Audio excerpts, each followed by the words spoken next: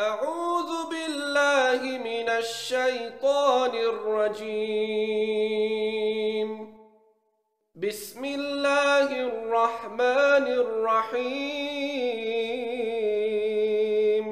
طه ما أنزلنا عليك القرآن لتشقى إلا تذكرة لمن يخشى تنزيلا ممن خلق الأرض والسماوات العلى الرحمن على العرش استوى له ما في السماوات وما في الأرض وما بينهما وما تحت الثرى وإن تجهر بالقول فإنه يعلم السر وأخفى الله لا إله إلا هو له الأسماء